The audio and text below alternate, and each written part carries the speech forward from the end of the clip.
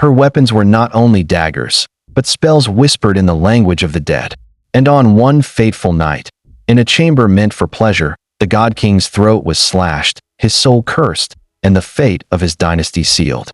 This is the 3,000-year-old murder Egypt tried to erase from history. He was the last great warrior pharaoh, a living god who had dragged Egypt back from the edge of destruction. He was Ramesses III, the last great warrior pharaoh of the New Kingdom. For millennia, the story was that he died as a king should, peacefully, in old age, his glorious reign dimming like a desert sunset.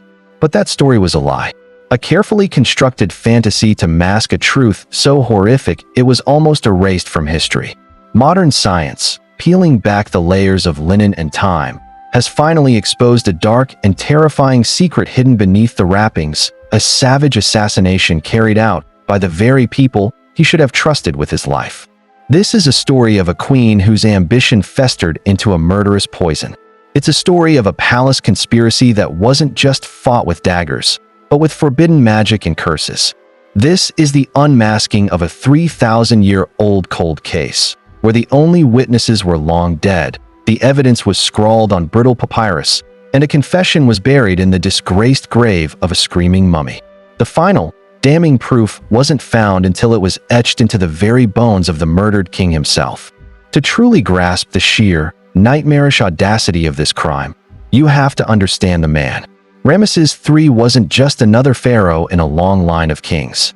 He is remembered as the last great pharaoh of the New Kingdom, the final, colossal pillar holding up the roof of a collapsing world.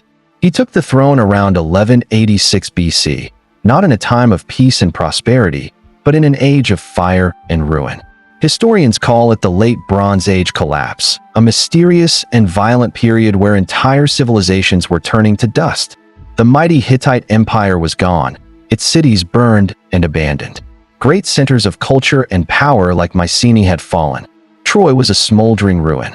Out of this chaos, a terrifying new threat emerged, a migratory storm of desperate, violent tribes known to history by a single, ominous name, the Sea Peoples. They were a confederation of displaced warriors, sweeping across the Mediterranean by land and sea, extinguishing kingdoms like candles in a hurricane. They were not just raiders looking for gold. They wanted land, a new home, and they laid waste to anyone who stood in their way. And they set their sights on the greatest prize of all, the shimmering, fertile lands of Egypt. They came as a vast horde, a tide of humanity on the march, their armies supported by a fearsome fleet at sea. But Ramesses III, a warrior pharaoh in his prime, met them. In two titanic battles, one on the shores of the Delta and another on the waters of the Nile itself, he faced this apocalyptic wave. He drove the invaders back, saving Egypt from the utter destruction that had consumed all of its neighbors. His victory is immortalized in stone on the towering walls of his mortuary temple at Medinet Habu, a graphic testament to his strength as a leader and a warrior. He didn't just win a war, he held back the end of the world. For 31 years, he stabilized a fractured nation, launched massive building projects, and single-handedly kept the encroaching darkness at bay. In the eyes of his people, he wasn't just a king. He was a god on earth, the divine protector of Ma'at, the cosmic order of truth, justice, and stability. He should have been untouchable, his life sacred, his palace an impenetrable fortress. But as he would learn in the most horrific way possible, the deadliest threat wasn't on some foreign battlefield. It was breeding like a sickness within the perfumed, gilded walls of his own home. The poison was growing in the one place he should have been safest, the royal harem. Like all pharaohs, Ramesses III had multiple wives. While ancient records can be ambiguous, his great royal wife, Tiye, had given him his chosen heir, the future Ramesses IV. But in the shadows of the court, another wife named Queen Tiye watched with an envy that curdled into a dark obsession. While some sources refer to her as a secondary wife, her influence was undeniable, and in her heart, she burned with a single ambition. She had a son of her own, a prince named Pinaware, and she believed he was the one destined to wear the double crown of Egypt. Her ambition became a conspiracy, her jealousy a death sentence. If the gods would not grant her son the throne, she would seize it for him, even if it meant spilling the divine blood of a living god. What unfolded next became known to history as the Harem Conspiracy, one of the most shocking and well-documented assassination plots in the whole of the ancient world. Queen Tiye may have been the mastermind, the dark heart of the plot, but she did not, and could not, act alone. Her ambition was a spark that ignited a hidden network of resentment, jealousy, and treachery that snaked through the highest levels of the Egyptian court. She recruited a terrifyingly vast array of co-conspirators, a who's who of the royal palace. There were other women from the harem, bitter and overlooked. There were royal butlers, scribes, and high-ranking officials who owed her their loyalty. But the most critical recruit was a man named Pebekamen, the pharaoh's own chief of the chamber. He was the linchpin, the man who could move between the secluded world of the harem and the corridors of power, spreading the whispers of rebellion like a contagion. The plan was a two-pronged attack. The first objective was simple, brutal, and unthinkable: assassinate Ramesses III. The second was to launch a rebellion outside the palace walls, to throw the government into chaos and create a power vacuum that her son, Penaware, could fill. The conspiracy reached deep into the military itself. One of the harem women wrote a desperate, coded letter to her brother, a captain of archers in the army, with a chilling command: incite the people to hostility. Come thou to begin hostility against thy lord. But this was never going to be an ordinary coup. To attack a pharaoh was to attack a god, a being who wasn't just protected by soldiers, but by powerful divine forces. The conspirators were deeply afraid of this magical protection. They believed that to even get close to the king, they first had to strip him of his divine armor. And to do that, they turned to a force as old as Egypt itself: witchcraft. They sought out court magicians, those who knew the forbidden rituals and dark arts. Our evidence for this astonishing turn comes from a collection of ancient documents that miraculously survived for over 3 millennia. Most importantly, the judicial papyrus of Turin. This incredible scroll is, in essence, a 3,000-year-old case file. It's the official court record of the trials that followed the conspiracy, listing the names of the accused, their unspeakable crimes, and their grim punishments.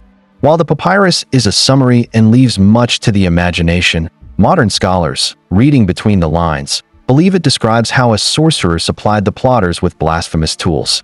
He gave them magical texts and wax figurines. These weren't children's toys. They were terrifying instruments of sympathetic magic. The wax figures, shaped into the likenesses of the pharaoh and his bodyguards, were used in unholy rituals, likely involving curses and incantations intended to weaken the limbs of their targets.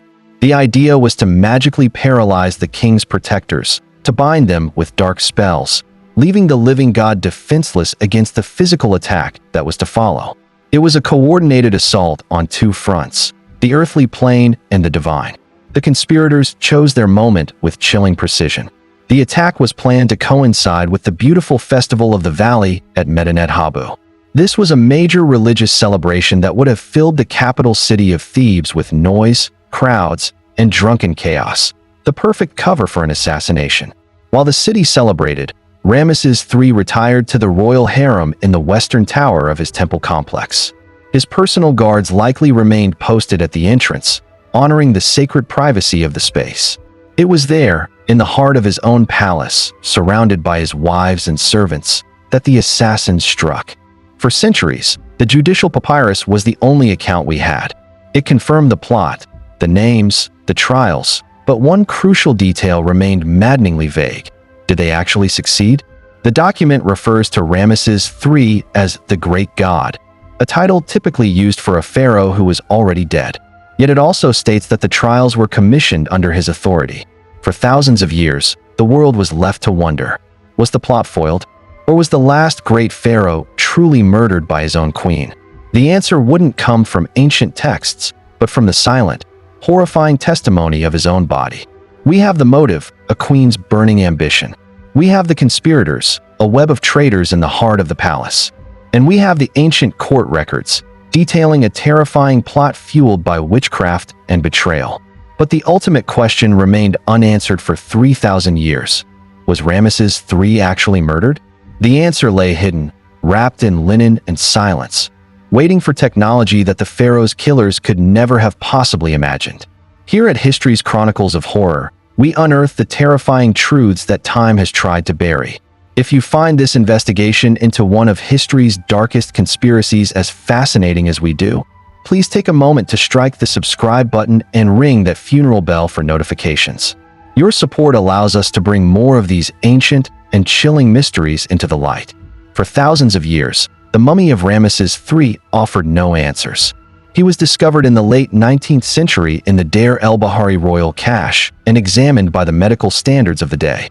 But with no obvious wounds visible on his body, Egyptologists assumed the plot had either failed or that he had died of other causes shortly after the attempt. The mystery remained locked away, the final truth seemingly lost to time. That is, until 2012. In a stunning fusion of ancient history and 21st century science, a team of researchers, led by the famous and controversial Egyptologist Zahi Hawass, decided to look again. They subjected the pharaoh's mummy to a series of high-resolution computed tomography, or CT, scans. For the first time, they could digitally peer through the layers of hardened resin and ancient linen without disturbing the fragile remains. As the computer peeled back the digital layers, the 3,000-year-old secret was finally, horrifically, revealed. Hidden deep within the mummy's neck, completely obscured by the thick layers of bandages the embalmers had wrapped around him, was a ghastly injury. The scans showed a deep, wide gash across his throat. It was a wound so catastrophically severe it had sliced through his trachea, his esophagus, and all of the major blood vessels. It was a lethal, indefensible cut, at least 7 centimeters wide, delivered by an incredibly sharp blade. It would have killed him almost instantly. There was no more doubt. The conspiracy had succeeded. Ramesses III was brutally murdered. The scans revealed even more chilling details. A small Horus Eye amulet, a powerful magical charm for healing, had been carefully placed deep inside the wound by the ancient embalmers. It was a desperate attempt to ensure their murdered king would be made whole again in the afterlife. But that wasn't the only horror the scans uncovered. They found another terrible injury. The pharaoh's big toe on his left foot had been violently hacked off, likely by a heavy weapon like an axe or a sword. The wound showed no signs of healing, meaning it happened right at the time of death. Some experts now theorize this was a simultaneous attack from a second assailant. A brutal strike from the front meant to distract and disable him, as the first killer went for his throat from behind. The last great warrior pharaoh did not go down without a fight. The science had confirmed the murder, but the story was far from over. The investigation now turned to another, even more bizarre piece of evidence that had haunted Egyptologists for over a century: the mummy of unknown Mani. This body was discovered in the same royal hiding place as Ramesses III, but his burial was a grotesque parody of a royal interment. He was not wrapped in fine, pure linen, but in a sheep or goat skin, a material considered ritually impure by the ancient Egyptians. This was a deliberate act of desecration, meant to deny him a proper journey to the afterlife. His body hadn't been properly mummified, his organs were still inside, and his limbs were bound tightly with leather straps. Most disturbingly of all, his face was locked in a permanent, contorted agony, his mouth wide open in a silent, eternal scream. Who was this screaming mummy, buried amongst kings yet treated with such profound contempt? For years, theories ran wild. But the Harem Conspiracy offered a tantalizing, horrifying possibility. Could this be the treacherous son, Prince Penaware? The ancient papyri state that after being found guilty, the prince was left to take his own life, a grim courtesy granted to nobles to spare them the disgrace of a public execution. Once again, modern science was called upon to speak for the dead. DNA was painstakingly extracted from the bones of both Ramesses III and the screaming mummy. The results were stunning. The two mummies shared identical Y-chromosomal DNA and a significant portion of their autosomal DNA, strongly suggesting a direct father-son relationship. While absolute certainty is impossible without an inscription, the evidence is overwhelming. The screaming mummy was almost certainly Prince Penaware, the ambitious son at the very heart of the plot. His bizarre burial was his final, eternal punishment.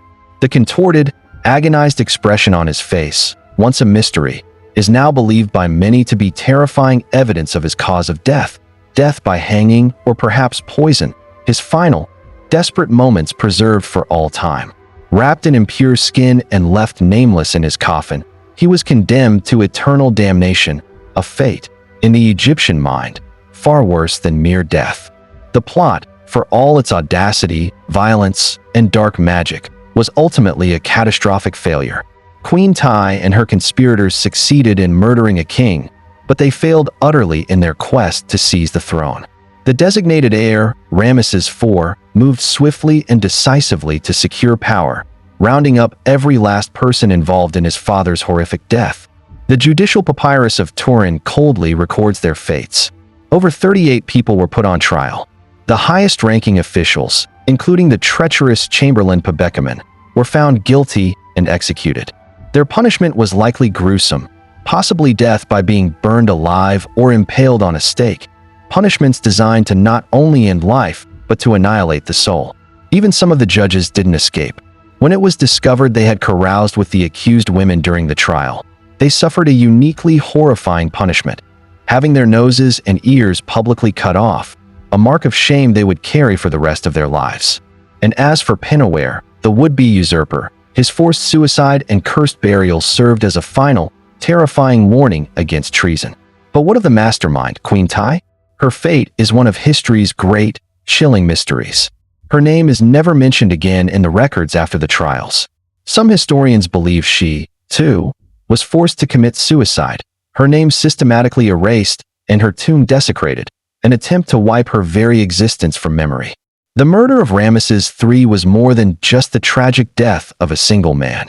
It was a mortal wound to the Egyptian state itself. His long and powerful reign was the final glorious chapter in the history of the New Kingdom.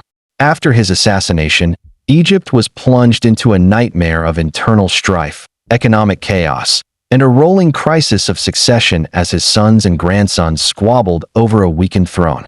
The power of the pharaohs began to bleed away, while the power of the priesthood swelled to fill the void.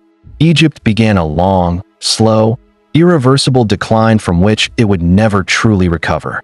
For 3,000 years, the full story of the Harem Conspiracy lay scattered in the dust, in fragmented pieces of papyrus, in the desecrated burial of a screaming prince, and in the hidden wounds of a murdered god-king.